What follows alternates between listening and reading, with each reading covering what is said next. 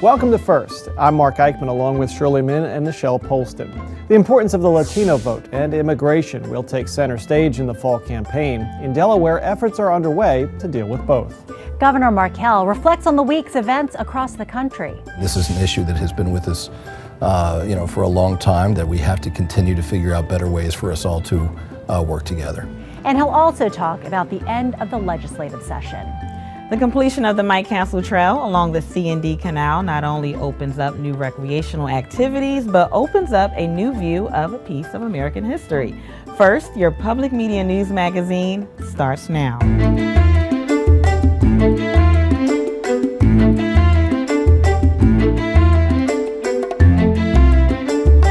The Republican National Convention begins Monday night. The Democrats come to Philadelphia a week later. Immigration and the Latino vote will be a topic discussed all during the campaign. It's been heightened by the June ruling by the U.S. Supreme Court blocking President Obama's immigration plan. He wanted to pave a pathway for many unauthorized immigrants to be able to work in the U.S. without fear of deportation.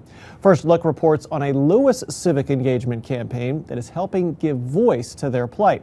It's called Be Our Voice.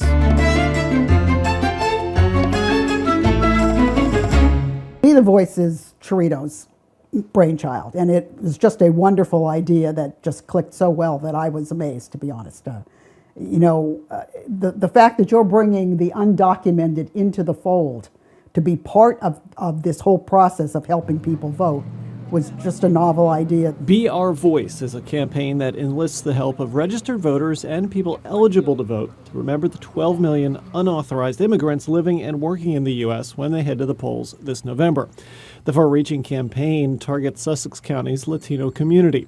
Volunteers canvass the area to register people who are U.S. citizens and get those Latinos who are registered voters to go to the polls in November.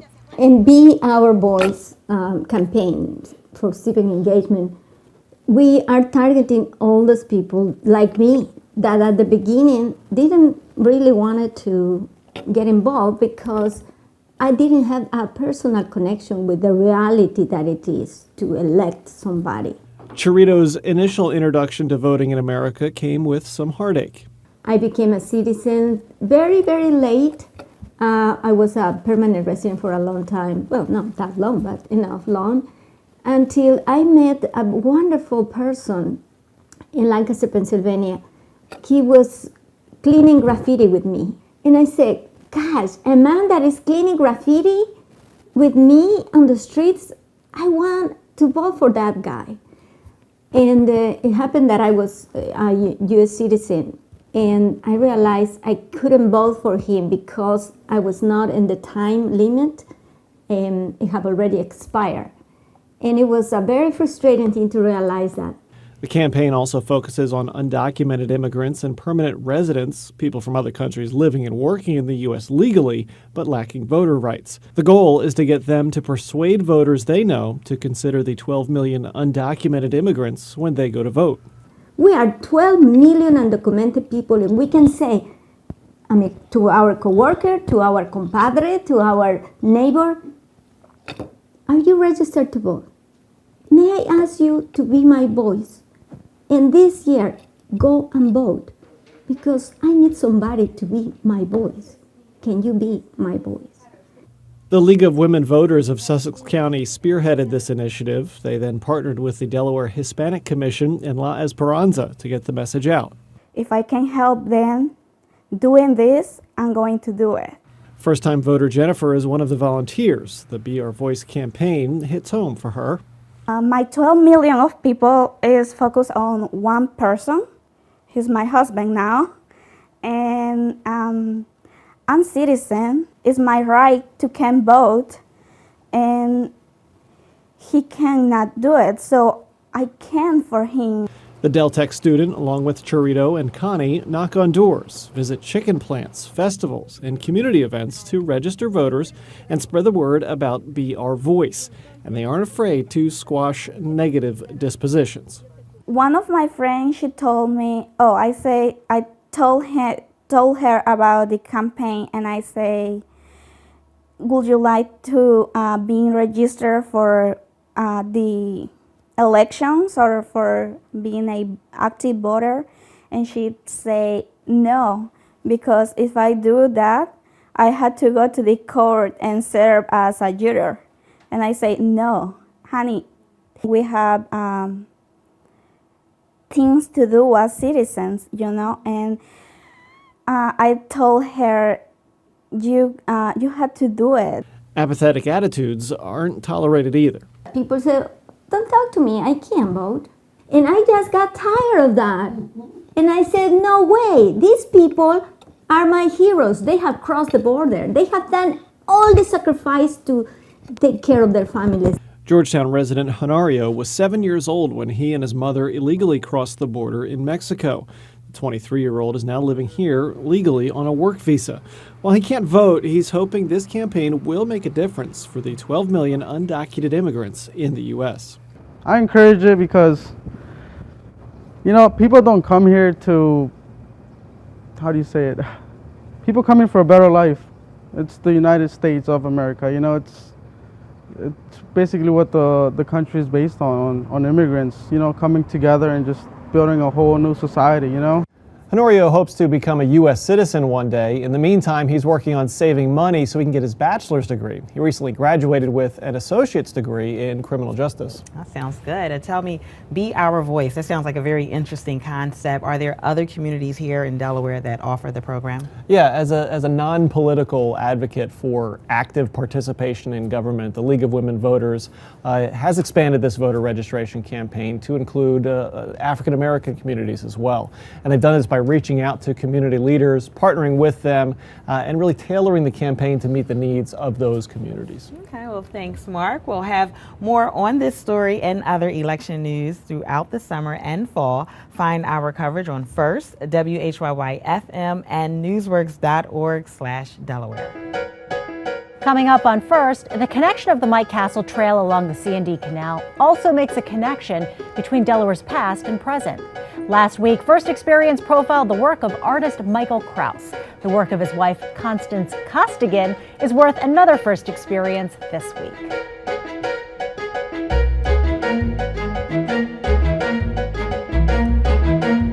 With this session of the Delaware Legislature behind us, we want to check in with Governor Jack Markell for a look at the state of the state at the mid-year point. So good to see you, Governor. Great to be with you. You know, before we get to the issues of what's going on in Dover, I do want to get your take on the events that have occurred in Baton Rouge, St. Paul, and in Dallas. You know, what's your take on all of these police shootings? First of all, the on both sides, tragic loss of life, and I have reached out here in Delaware, certainly talked to many of the leaders of the police agencies to make sure that they know of our support, and also talked to leaders in the African American community as well about the importance of us all working together, you know, across the state. I mean, this is an issue that has been with us you know, for a long time, that we have to continue to figure out better ways for us all to work together. Why do you think it's all just sort of bubbling up all at once right now? Is it just a long time brewing and now it's just coming to a head? I'm not sure I can answer that, but what I do know is that we have a responsibility, certainly, you know, me in my position, but I think all of us working together, to remember that we really are all in this together, that we are stronger when we're working together. And I think that's just a responsibility that we all have.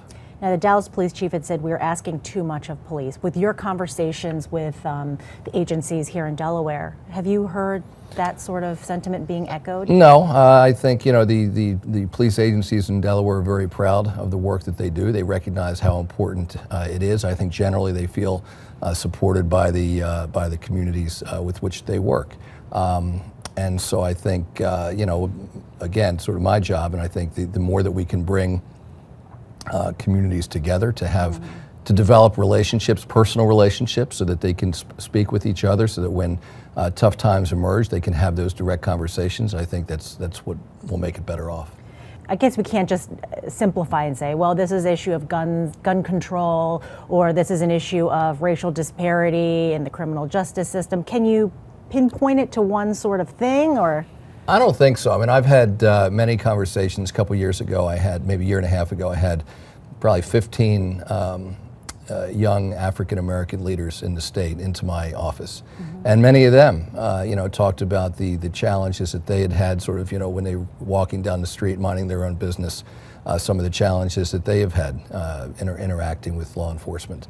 At the same time, I mean, when we send our, troopers or other police officers out to do their job, we need to make sure that we're doing everything we can so that they're safe. And so I think these are really difficult issues, unfortunately, and I think the only way that we're going to get through them is when we all work together and we understand that we all have a stake in making sure our communities are as safe as they can possibly be. Do you think the body cameras being worn by police officers will help change this dynamic in any way or help mitigate things? I think they certainly have that potential, and I think many of the police agencies in Delaware have been supportive because, again, they're proud of the work that they do, and I think the more transparency often the better. I mean, I think there are a number of policy issues with respect to privacy when they walk into somebody's house and the like, how they're used and how the information gets out there. There are a lot of issues to be discussed, but I think it's a positive step. In Dallas, it looks like it was just, the one man responsible for killing those 5 officers. And so how difficult is it, and maybe this is something you've talked with our agencies, but how difficult is it to track suspects where it's just that one person? Well, I think it's incredibly difficult. We've seen that there. We've seen it in San Bernardino. We've seen this, in many places around the country. And so I think when we think about our families who send their loved one off to do their work in a particular day as an officer, we have to remember they're putting themselves at risk every single day. Okay, so we've talked about some heavy stuff. Want to talk about now the wrap up of the legislature, and were you satisfied with the way things ended? I was satisfied on many fronts. I mean, I think a lot of the stuff that I talked about in the State of the State early on, some of the important initiatives we were able to get done. For example, I made a really important change in the way that corporate income taxes are calculated to make Delaware more competitive. We were really, frankly, uncompetitive with surrounding states and many states around the country. We passed a provision to make investments in research and development more competitive, more attractive to do financially in Delaware than elsewhere. One of the best states in the country now, and we think when we talk about building an innovation economy for the future, that's really important. I'll be signing this bill today called it's around making sure that those who have been felons, that's not reason enough for them not to be able to vote if they still owe money, because certainly everybody should pay up as a result of their crime, but that should not interfere with their ability to vote. Just the other day, I signed a bill called crowdfunding to make it possible for Delawareans to invest in local emerging companies. So we got a lot of important work done. That being said, I think we still face some issues around the budget, around how much health care is costing the state, how rapidly it's increasing, that we're going to have to deal with. And I would have liked to have been able to deal with that. We did make progress about 5 years ago on that front, but I think unfortunately we're going to have to make more progress. I would have liked to have been the governor to get that done, but I think that's going to now have to be the work of the next governor. So healthcare, one loose end. Any other loose ends you wish would have been tied up? Well, Death penalty, maybe? Which Death one? penalty, maybe? Yeah, I mean, again, I think that's something that I think in the end that will change. This is something I've thought a lot about over the years. I served on the Board of Pardons for 10 years and dealt with many, probably 7 or 8 death penalty cases, and it's something that I've had a chance to learn a lot about. And I did about, earlier this session, maybe last year, I came out in support of a repeal of the death penalty. I would have liked to have seen that happen. I think at some point it will. So one of the things you mentioned on June 30th was the work being done on the Wilmington Education Initiative. Are we closer to finding some sort of resolution for how we educate kids in the city? Well, I hope so. I mean, I think it's still alive. It could have died on June 30th. I would have liked for us to be, one step further ahead. I did allocate some money in the budget, $6 million. But in the end, that's not going to be spent in this next year because the General Assembly decided they wanted some more information before signing off on the final plan. The bottom line, and this has been true, I graduated from Newark High School in 1978. Just a few months later, kids in Wilmington started to be bused down to Newark. And these kids in Wilmington, frankly, are disenfranchised because, first of all, they're disenfranchised with respect to representation on the school boards that oversee their education. But it's incredibly difficult if you're a single parent in Wilmington without transportation to get down to Newark to see your kids' teachers, or to go down to extracurricular activities.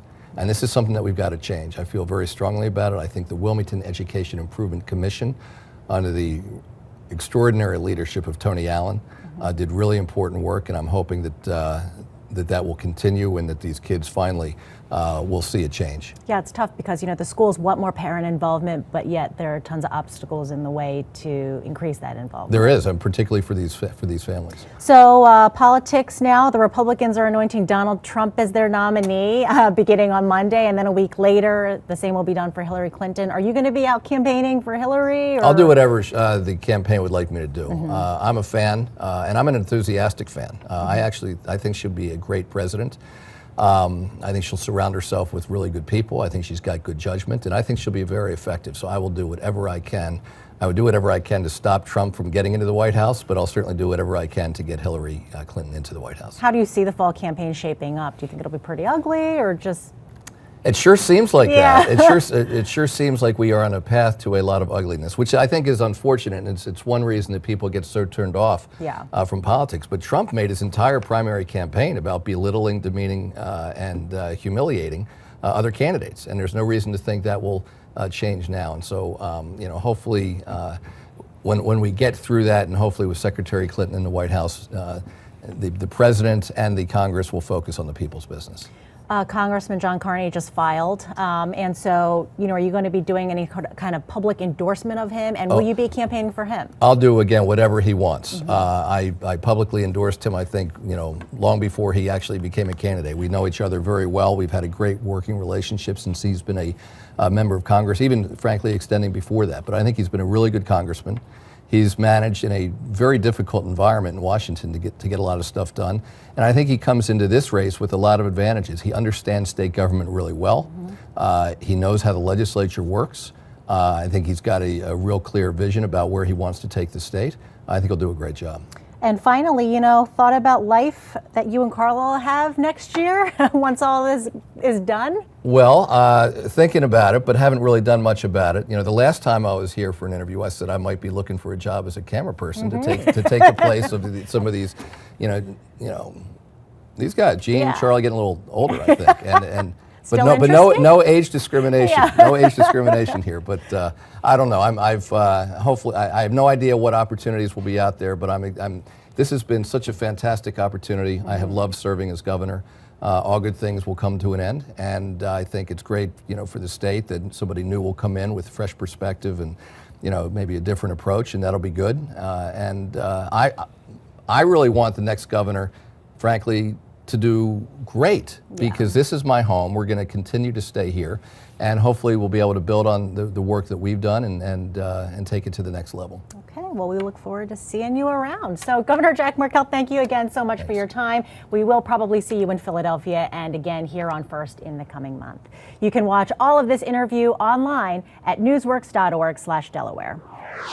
If you want to tell a friend what you saw on First, tell them to go to WHYY.org/First. All of our past shows, including the debates we've conducted in the Wilmington mayoral race, are there right now.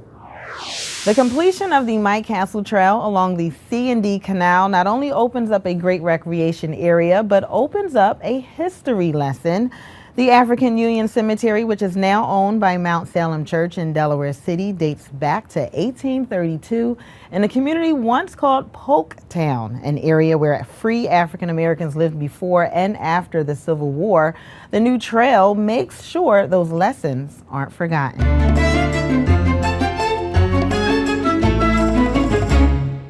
Delaware is the hub of American history. Willis Phelps Jr., president of the African Union Cemetery Group, wants everyone to know about the hidden history here in Delaware when he gets into character and portrays a black soldier who survived the Civil War, came back to Delaware wounded, and is now buried in this cemetery. My goal, our goal, is to show number one, the diversity of the war when you take African Americans and you take a place like Gettysburg where the war tide was changing in 1863, July. Well, Gettysburg had a large German population, and African Americans were there. The abolitionists, they fought to help, and that diversity is not shown as we talk and teach on the Civil War. Several members of the United States colored troops from the Civil War are buried at the African Union Church Cemetery. Phelps says they were segregated in death as they were in life. Delaware being a slave state, it was unique in that these folks were on a federal property at the fort, emancipated, and they could go into the population. The thing is, some places in Delaware, you needed to have a pass to come and go. Phelps works hard to bring alive the story behind the cemetery today, an often forgotten tract of history which was once known as the Polktown Cemetery, one of the earliest free black communities in Delaware. So in Delaware, a place like Polktown was a sanctuary. Wilmington itself was a sanctuary. So a town like this that's on the river, along the Delaware River, was quite a place that had folks coming and going, some who were freedom seekers, some who lived here and worked and survived. Thanks to state officials, the restoration of the cemetery is connected to a pedestrian trail project designed to attract visitors ready to explore the historical element of it. 5 African American troops who served with the Union in the Civil War are buried there. And I think to take the opportunity of this trail to highlight that and to restore that cemetery should not go unnoticed. And I think when we talk about this trail, is something that really we should all remember. With the help of Governor Jack Markell, Delaware is the friendliest third bicyclist state in the country, with about 21% of Delawareans now living within a 10-mile radius of a bike or pedestrian pathway. I do love to cycle, and I love to hike, and I love to do it because it's good for my physical health and it's good for my mental health. But that's true for people throughout our state. And the more that we can get people outside and appreciating the beauty of what we have, the better off we're going to be. The Branch Canal Trail connecting Delaware City to the Chesapeake and Delaware Canal officially opened in June. That's linked to the Mike Castle Trail that stretches along the north bank of the C&D Canal. The trail near the African Union Church Cemetery is the final piece that should be completed by late summer.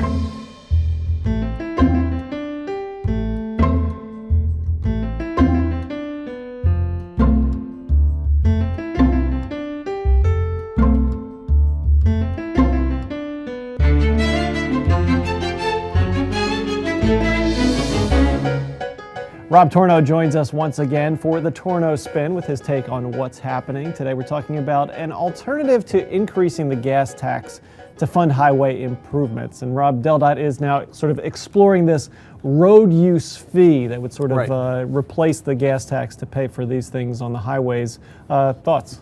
Yeah, I mean, my first thought is it's not a bad idea to look into this stuff, right? To figure out alternative ways to fund our infrastructure. But the gas tax hasn't been updated since 1993, you know, it's just sitting there. And this study is going to take at least 18 months. They're going to study it for a year and that's only if they get the funding. Yeah. So in the meantime, why not increase a funding source that's already there to help, you know, improve the shortfall that's been just killing our roads. And you've been banging this drum for a long time. Yeah, I mean, it just seems like common sense, you know. We haven't, I mean, how much did things cost in 1993 versus today? You know, you can raise it a little bit every year. It won't affect anybody. Gas prices are low, and you can figure out how to fund things better as we move forward. Transitioning to a sports cartoon, and maybe a cartoon you wish you never drew. Sort of some regrets here as it relates to Joe Paterno and his ongoing legacy, which has changed drastically since his death. So when he died, I drew a nice cartoon of him in heaven. You know, kind of a typical cartoon that someone like me would draw. But with all the events that have happened since then, the FUR report, this new unclassification of, you know, this insurance lawsuit, it's very clear that he at least was aware of this. So to me, it's tainted his legacy, and I sort of regret putting him up as high as I did. He is Rob Torno. You can challenge him, as many people do, I'm sure. Follow him on Twitter. He wants your feedback. He is on newsworks.org. You can find him on Twitter @RobTorno. Last week on First Experience, we featured artist Michael Kraus. This week, we meet Michael's wife. Constance Costigan is a professor of fine arts emeritus at George Washington University. Her work is in major art collections and can be found around the world. First Experience this week visits her Lewis studio.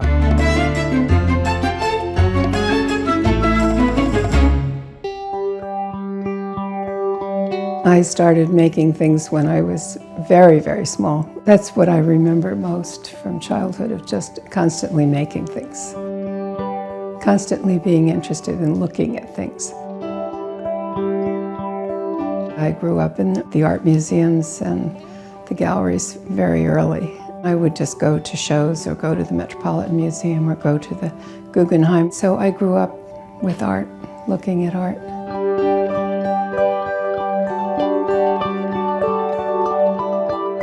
In 1976, was hired by George Washington University as a professor of fine arts. In 2003, I said, okay, that's enough of the teaching. So I retired, and I've just been doing art since then.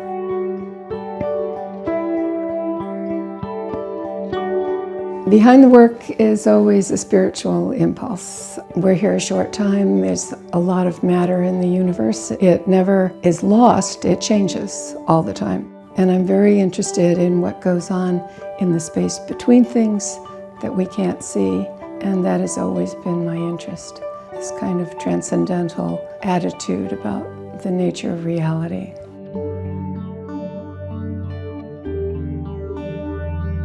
I came to do black and white because when I used color, it was too referential to a given time, place, instant. Without using the color, I was then able to create these kind of luminous black and white images.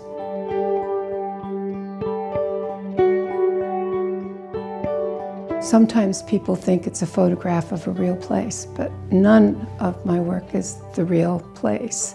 It's always interpreted, influenced by real places, but never real. It's wonderful when people come by and make appointments, come and see the studio and see the work, because I'm really interested in what they see. You know, what does it mean to them? That's exciting because it means that I'm carrying on a conversation, which is all that the work is about, making the unseen visible.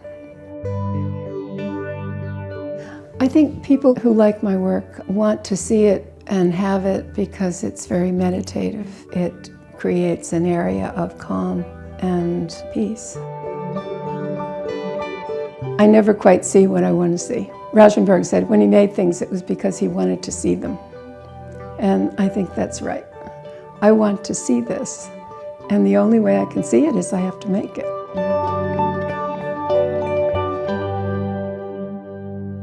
Constance's work can be seen at Gallery 50 in Rehoboth Beach. You can find more information on her work when you visit her on the web, where she shares a page with husband Michael at krauseart.com. Next week on First, what's the purpose of a political convention? Great theater, political intrigue? We'll explore that topic.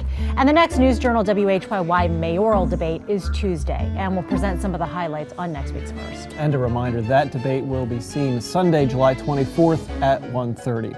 That is First for this week. We thank you for watching. For Nichelle Polston and Shirley Min, I'm Mark Eichman. Have a great week.